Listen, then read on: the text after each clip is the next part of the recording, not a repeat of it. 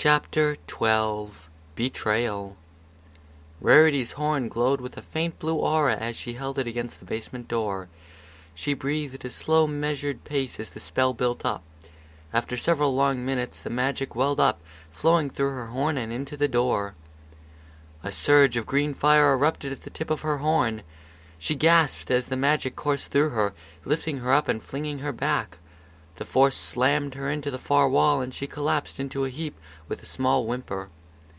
"My hair!" she cried, running her hooves through her singed and smoking mane. "Oh, that changeling is going to get it when I get out of here!" A moment later she sighed and dropped her head to the cool floor. "If I get out of here." She shifted slightly to lay on her back and stared at the ceiling wistfully. "Oh, this is just terrible, just awful. Captured and fed sandwiches for a week, and now this? This is the worst possible—" "Huh? What's that?" Rarity rolled to her hooves and looked up. A single square of ceiling panel that was lighter than the rest caught her eye. Carousel Boutique's basement had been built years after the building's completion, and plumbers sometimes had to come down to the basement to access a small space between the basement and first floor for maintenance. Rarity smiled and spun toward her fabric racks, horn glowing. Minutes later, Rarity balanced precariously atop a pile of boxes and shelves, reached for the square panel. With a yank it came off, revealing a 2-foot wide opening. "Aha! Take that, you ugly, no-good changeling queen! Ew, it's so dirty!" Rarity pulled a grim, smudged hoof back. The pile waved, and she caught the opening for balance. "All right, if I must, for my friends, for Sweetie Belle." With eyes screwed shut, Rarity hoisted herself into the opening. "Well, wonders never cease. She's gone," Chrysalis said, standing in the empty basement. "Oh, I hate to say I told you so, but—" "Say it, and I will personally tell Celestia of your plans." All right. Everything's going perfectly. I'll be free by sunrise." "How are things going with Scootaloo?" "She'll be ready to accept the element of betrayal in a few hours. All we have to do is sit back and watch." Chrysalis tilted her head. "You sound rather smug. What have you done?" "Oh, not much.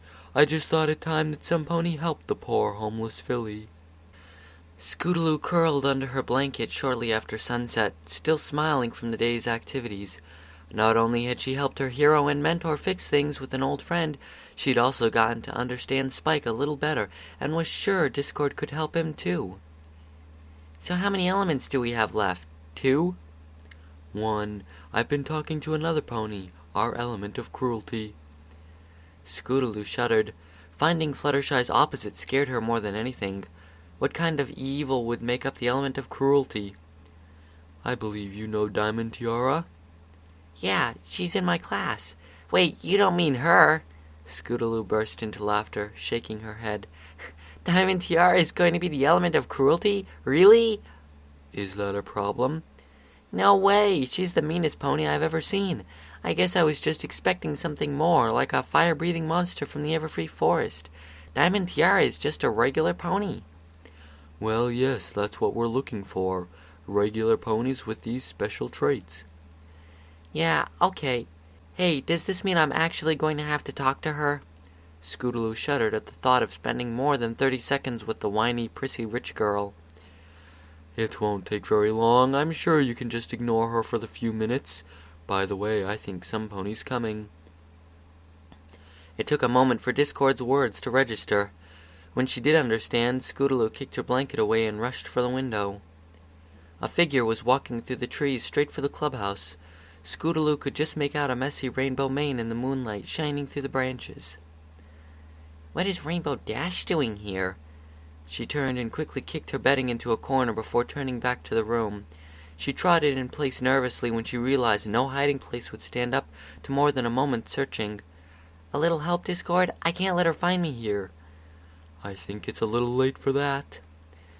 A few seconds later, a knock came at the door. "Hey, Scootaloo, you in there?"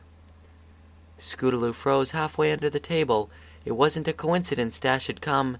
She knew Scootaloo was there. Before she could think it through, The door opened. "I thought you might be here," Dash said, walking in. "Oh, hey, Dash," Scootaloo said, stepping out from under the table. I was just, having a Cutie Mark Crusader slumber party." Dash arched an eyebrow suspiciously. "By yourself?" "Well, Sweetie Belle and Apple Bloom were supposed to come too, but they weren't allowed to."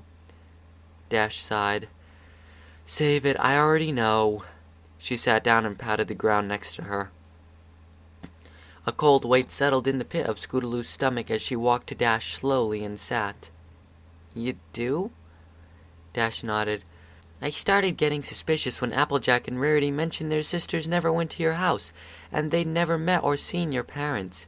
I asked Pinkie Pie, and she'd never met them either, and she knows every pony in Ponyville." Scootaloo's head drooped defeatedly as Dash talked. "I wasn't sure if I should bring it up. A lot of ponies are touchy about their families, and I could always be wrong. You were going to school in Ponyville after all, and we don't have—" Dash seemed hesitant to say the word. We don't have an orphanage here. After a few flying lessons with you, I wanted to know for certain, just in case there was something I could do to make things easier on you. So I sent a letter to St. Mary's." Dash flinched as Scootaloo leapt to her hooves. "You did what?" Scootaloo screamed. "Whoa, Scootaloo, calm down. I was just trying to help." "Who said I wanted help? I can take care of myself." Dash scowled and raised her voice to match Scootaloo's. "You're living in a treehouse. That sure doesn't sound like taking care of yourself." Scootaloo drew back, eyes tearing up. They both stood like that for a second, breathing slowly. Finally Dash sat back down. I'm sorry. I shouldn't be yelling." "Yeah, I'm sorry too. I just really wasn't expecting all of this. I wrote to them asking if you were living there, and they wrote back telling me you'd run away more than a year ago." She shook her head sadly. "Have you really been living out here for a full year?" "No, only since Applejack showed us the clubhouse." "Oh, then before that?" Scootaloo just looked away, wiping back tears in a fruitless attempt to keep her crying hidden from her idol. "What were you thinking?" Scootaloo couldn't answer. Instead, she just focused on the floor ahead of her, holding back more tears. Dash didn't understand how bad the orphanage was. She'd just recently lost her parents in a weather accident. As one of the youngest, smallest foals in a completely new place, she'd been a favorite target of bullies. The workers didn't seem to care about any of them. She'd spent 6 months there and couldn't remember a single moment of happiness. It was the same sluggish routine day after day, devoid of love or friendship. Finally, she just couldn't take it anymore. She'd run away from Cloudsdale. A month after coming to Ponyville, she'd met Sweetie Belle and Apple Bloom. They were the first ponies to actually care for her since losing her parents. "Look, I'm not good at stuff like this, and I'm sure there's plenty I'm not thinking of, but the most important thing right now is getting you out of here, at least to some place with a shower and real bed." She gave Scootaloo her kindest, warmest smile she could muster. "So let's go back to my place." Scootaloo's heart skipped a beat. Was Dash really saying that? She barely dared to believe it. "Back to your place?" Dash nodded. "I went to the orphanage after getting their letter, and they agreed it was for the best. Matron's son Sparkle agreed to pick you up in the morning." Scootaloo froze, smile fixed in place. Dash didn't seem to notice as she turned and trotted out the door. "Does pizza sound good for dinner? I'm not much of a cook." "I misheard her, right?" she whispered. "I'm sorry, but no." "Then maybe she meant the matron's picking me up so I can get my stuff from the orphanage?" "I'm sorry, Scootaloo, but it sounds like she's sending you back." Scootaloo staggered and sank down to her haunches. "No, I can't go back. I have friends here. Ponies actually care about me. If they send me back, I'll have to go to school in Cloudsdale. I'll never see Apple Bloom or Sweetie Belle." "Oh, but surely the orphanage wasn't that bad." "It was. I can't go back there." "How could she do this to me?" Discord said, again whispering so subtly that his target couldn't tell the difference between her thought and his. The tears Scootaloo had been fighting all night finally fell at the thought. How could Dash do this? It wasn't any of her business. Life may have been hard, but Scootaloo was happy with her friends. She was loved here in Ponyville. "What gives her the right to take that away?" Scootaloo surged to her hooves and charged towards the door. "Scootaloo, you coming?" Dash stepped back in just to be bowled over as Scootaloo shot out into the dark night. "Ah, what the? Scootaloo! Scootaloo, wait!" Dash jumped off the porch and took to the air in pursuit. It only took her a few seconds to find the orange filly running through the trees below. "Scootaloo! What the hay has gotten into you?" Scootaloo didn't answer. "Fine, we'll do this the hard way, you crazy filly," Dash muttered. She yanked her wings in, tilted into a dive between two branches. She pulled up a few feet from the ground, put on a burst of speed, and... "Got you!" Dash rolled to a stop, tightly clinging to the bright orange balloon. "Wait, what?" Dash stared uncomprehendingly at the pony-shaped balloon in her hooves.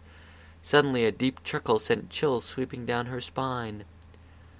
"Oh, my little pony, this really has been too much fun." Dash's breath caught in her chest as she threw the balloon away. "Discord?" "Hello again, Rainbow Dash."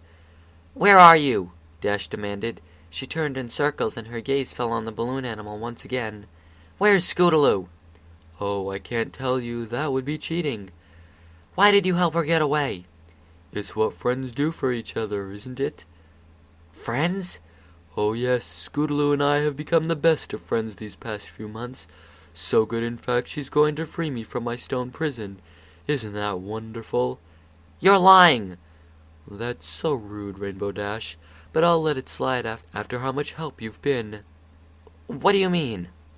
"You were just so easy to push in the right direction, and you're completely clueless. You never once stopped to wonder if Scootaloo wanted to go back." "But..." "Oh sure, it makes sense. Hot meals, a place to sleep and shower, older ponies to keep her safe. You had her best intentions at heart, but you never once asked yourself if she would see it that way." Dash glared into the darkness, hooves angrily digging into the dirt. "And how does that help you?" "You finally pushed her over the edge. Her own personal hero betrayed her and wanted to send her back to the most miserable days of her life. Remember, when she does help free me from my prison, it will be entirely your fault." "You're dumb as ever, Discord. Now that you've told me, all we have to do is go to Canterlot and get the elements of harmony. We'll stop you and keep Scootaloo from doing anything she'll regret." "Oh, how could I miss such a huge flaw in my plan? I am surely doomed now, for you have outwitted me once again." Dash glanced once in the direction she thought Scootaloo had gone before turning back to Ponyville. Twilight sat on a couch beside the fire, ready to curl up with a nice book and a hot cup of tea. She still didn't know what was wrong with Rainbow Dash or why Spike had snapped at her, but those problems would work themselves out in time. For now she was relaxed and everything was calm. She winced at the thought, hoping in vain that the world wouldn't take it as an invitation. A moment passed, everything was still, and she breathed a sigh of relief. "Twilight!" Her door burst open as Rarity called her name frantically. Of course. She dropped her book and turned to greet the unicorn. Twilight gasped as she took in Rarity's appearance. Her pristine white coat had been smeared with dirt and grime. Her usually beautiful mane was tangled and uneven. "Rarity, what happened to you?" "Oh, it was just awful," Rarity said, eyes swimming with tears as she drew closer. She stopped halfway across the room and blinked. "Wait, first, how did we get across the river to get the elements of harmony?" "What? Why?" "Just answer the question. On our way through Everfree Forest, how did we get past the river?" "You cut off your tail and used it to fix the sea serpent's mustache. Rarity, what's this all about?" "Oh, thank Celestia, it's really you. Twilight, the Changeling Queen is in Ponyville." "What? Are you sure?" "Of course I'm sure. She dragged me out of my bed in the middle of the night and locked me in my own basement for a week. Oh, Twilight, she has something planned, and we have to stop her." "Okay, let's just stay calm," Twilight said, moving toward her desk and magicking a paper and quill in front of her. "We'll send a letter to Princess Celestia right away." "Spike!" She scratched out a quick note and turned toward the stairs. "Spike!" After a few moments she mumbled to herself, "Is he not back yet?" "Twilight, you don't think the Queen captured him too, do you?" Twilight bit her lower lip, eyes cast down. "I think he's just mad at me for something. All right, let's go look for him. We'll get the girls too, and if we have to, we can take the first train to Canterlot in the morning." Chapter End.